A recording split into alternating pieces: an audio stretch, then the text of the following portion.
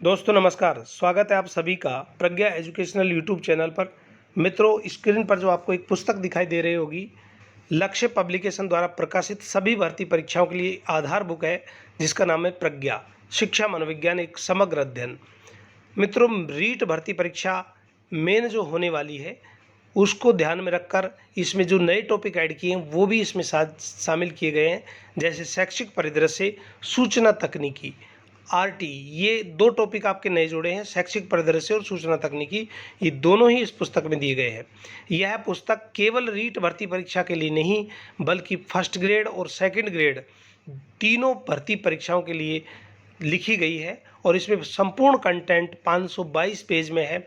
इसका वर्णन आगे अनुक्रमणिका में अच्छे ढंग से दिया गया है, जिसमें उल्लेख किया गया है कि फर्स्ट ग्रेड के विद्यार्थी कौन कौन सी यूनिट पढ़े, सेकंड ग्रेड के विद्यार्थी कौन कौन सी यूनिट पढ़नी है और रीट के अभ्यर्थियों को कौन कौन सी यूनिट पढ़नी है।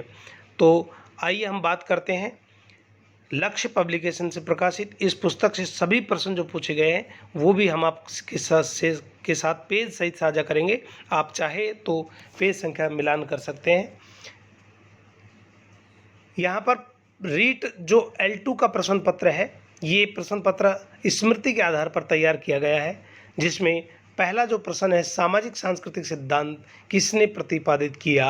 अब इसकी लैंग्वेज थोड़ी बहुत हो सकता है कि किस रूप में पेपर में पूछा था, पेपर तो मिला नहीं, तो स्मृति के आधार पर है।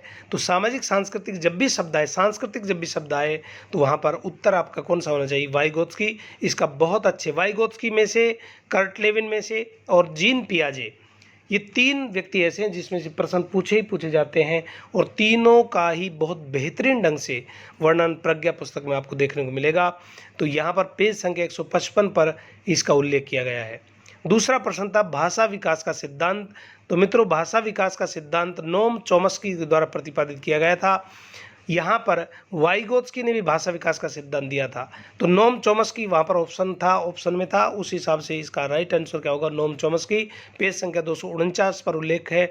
और यहाँ पर चिंतन और भाषा जो आपके रीट में सिलेबस में है, उसमें चिंतन और भाषा के टॉपिक में पेज संख्या 249 पर इसका स्पष्ट उल्लेख किया गया है।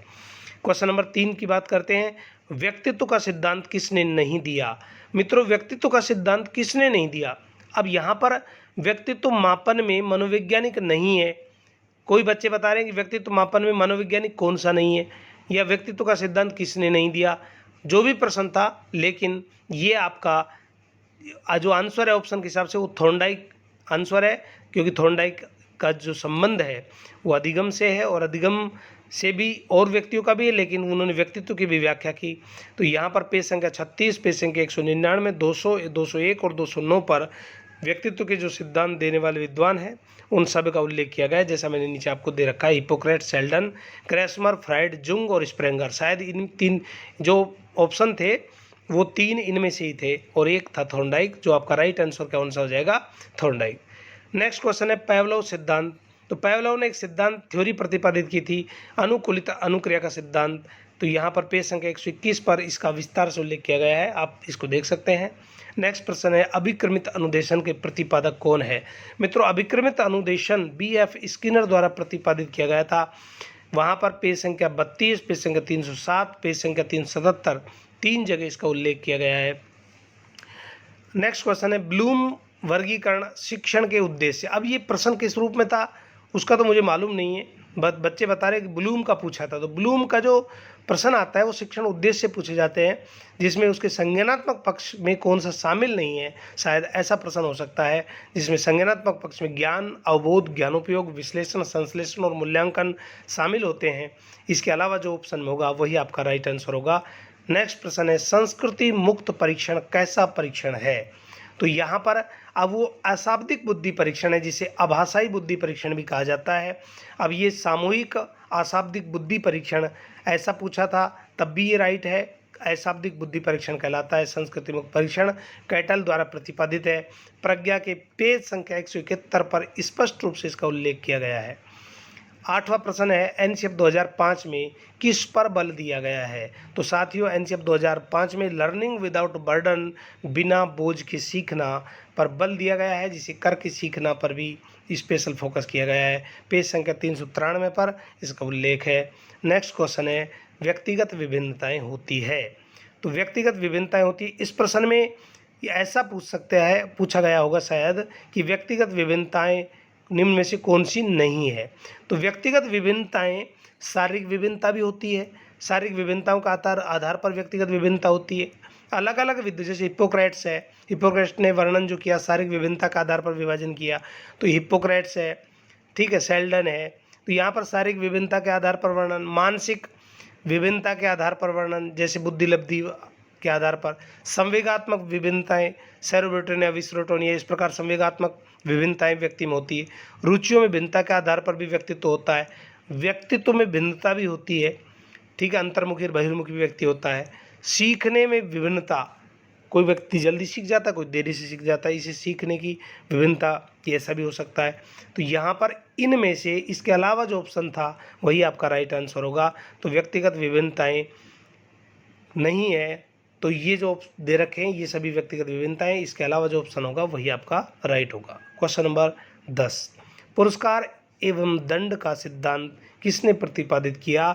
अब ये प्रश्न किस रूप में पूछा गया था इसका उल्लेख नहीं है, ऑप्शन पर निर्भर करता है। आप क्या करते हो कि सीधा पुरस्कार दंड ढूंढने का प्रयास करते हो। मित्रों, सभी प्रश्न डायरेक्ट ऐसा कैसे मिल जाए, या उसमें हो सकता है ऐसे कैसे बने हुए हो लेकिन वो प्रश्न की लैंग्वेज बदल दे या ऑप्शन चेंज कर दे। तो इस प्रश्न के साथ ऐसा ही हुआ है। पुरस्कार और दंड का सिद्धांत किसने दिया, वहाँ पर प्रभाव का एक नियम आता है थॉर्नडाइक का। थॉर्नडाइक पुरस्कार और दंड के जो नियम है उसको प्रकाश में लाने वाले सबसे पहले कौन थे, थॉर्नडाइक थे।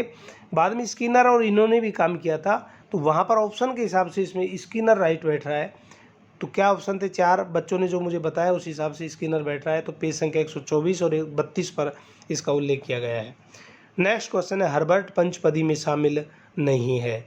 तो मित्रों, हर्बर्ट पंचपदी में 5 पद शामिल होते हैं, प्रस्तावना, प्रस्तुतिकरण, तुलना, सामान्यीकरण और प्रयोग। इसके अलावा जो ऑप्शन में था वही आपका राइट आंसर होगा। तो हर्बर्ट की पंचपदी ये शिक्षण विधियों संबंधित आपका प्रश्न उठा कर दिया था। नेक्स्ट क्वेश्चन है, शिक्षक के कर्तव्य नहीं है। तो यहाँ पर शिक्षक के कर्तव्य नहीं है, तो वहाँ पर तैयारी वैयारी सहित पूछे थे तो 45 घंटे पढ़ाना होता है और जो भी ऑप्शन थे, तो लेकिन वहाँ पर 60 से 65 घंटे नहीं, कभी नहीं होता, 45 घंटे तैयारी सहित उसका शिक्षण कार्य होता है। तो यहाँ पर 60 या 65 जो भी ऑप्शन में था वो ऑप्शन आपका गलत था। पेज संख्या 416 पर RT 2009 में इसका स्पष्ट उल्लेख साफ साफ अनुसारणी बना करके बहुत अच्छा विभाजन दिया गया है। नेक्स्ट प्रश्न है, डाल्टन विधि। डाल्टन विधि शिक्षण अधिगम प्रक्रिया में स्पष्ट रूप से वहाँ पर बाल केंद्रित जो विधियाँ हैं वो हमने दे रखी हैं। हेलन पार्क हस्ट, यहाँ पर पेज संख्या 394 पर आप देख सकते हैं। नेक्स्ट प्रश्न पूछा गया था, किलपैट्रिक का प्रायोजना प्रकार। अब इसका बच्चे स्पष्ट रूप से नहीं बता पाए कि किस रूप में पूछा था। तो किलपैट्रिक का जो प्रायोजना विधि दी है, प्रायोजना विधि के जो प्रतिपादक हैं, तो वहाँ पर रचनात्मक, अभ्यासात्मक, उत्पादात्मक, समस्यात्मक, इस प्रकार का उनका वर्णन मिलता है। अब ऑप्शन क्या था, तो सही तो तभी बता पाएंगे जब इसका ऑप्शन क्लियर रूप से हो। नेक्स्ट हमारा क्वेश्चन है, समस्या समाधान के चरण। तो समस्या समाधान के मित्रों 5 चरण है, ऑप्शन के हिसाब से वहाँ पर 5 थे। तो यहाँ पर जो समस्या समाधान है, मेरे पास पूरा प्रश्न नहीं है लेकिन जो मेरा अनुमान है, अनुभव है, उसके आधार पर मैं आपको बता रहा हूँ कि क्रियात्मक जो अनुसंधान है वहाँ पर समस्या समाधान के चरण दिए गए हैं। वहाँ पर समस्या समाधान के 6 चरण होते हैं, वहाँ पर ऑप्शन में 6 था ही नहीं, इसलिए आपका जो निकटतम जो आंसर होगा वो इसका बिल्कुल राइट आंसर कौन सा होगा, 5 होगा। पेज संख्या 410 पर आप इसको देख सकते हैं। नेक्स्ट है पठन अक्षमता। पठन अक्षमता का संबंध किससे है, डिसलेक्सिया। डिस्ग्राफिया लेखन से होता है और डिसलेक्सिया पठन अक्षमता से होता है। यहाँ पर ये जो प्रश्न है बहुत अच्छा इनका वर्णन अधिगम के विकार, जिसे मनोव्याधि की विकार कहा जाता है, मनोव्याधि की विकास के अंतर्गत आता है, डेवलपमेंट ऑफ साइकोपैथोलॉजी के अंतर्गत आता है। तो वहाँ पर इसका वर्णन बहुत अच्छा पूरी यूनिट बनाकर दे रखा है मनोव्याधि की विकार के नाम से या मनोव्याधि की विकास के नाम से। पेज संख्या 226 पर आप इसको देख सकते हैं। नेक्स्ट हमारा प्रश्न है, निम्न में से कौन सी तकनीक से श्रवण बाधित बालकों की पहचान होती है। तो मित्रों, स्नायु मनोवैज्ञानिक परीक्षण यानी नाड़ी संबंधी जो परीक्षण होते हैं तो उससे भी श्रवण बाधित बालकों की पहचान होती है। बाल केस स्टडी यानी बच्चों का जो केस स्टडी होती है उससे भी श्रवण बाधित बालकों की पहचान हो सकती है।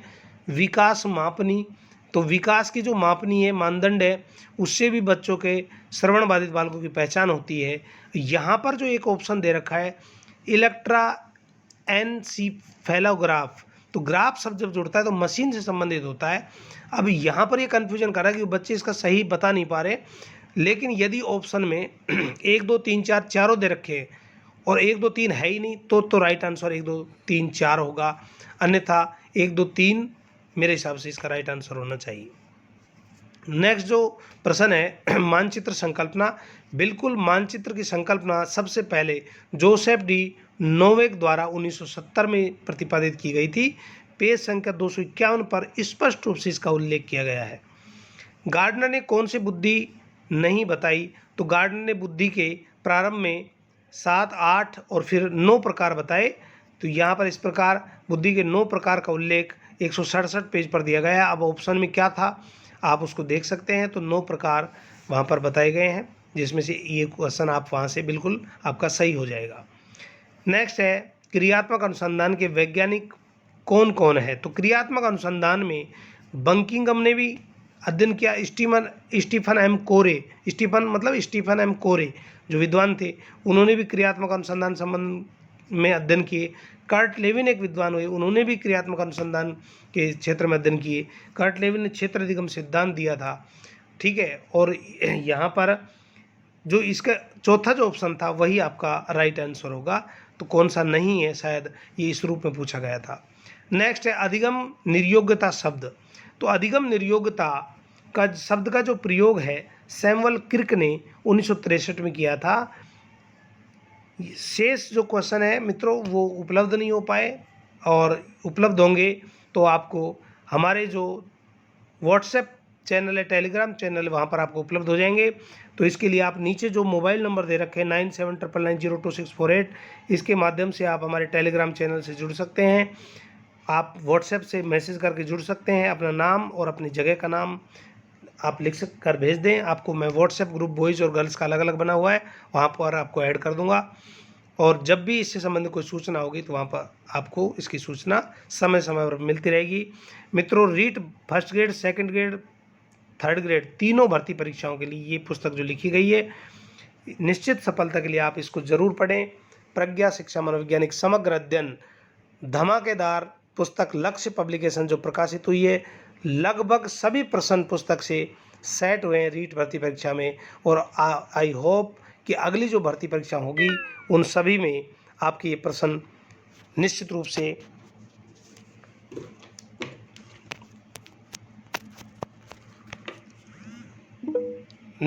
ये प्रश्न आपके सही साबित होंगे। तो आप इस बात का विशेष ध्यान रखें।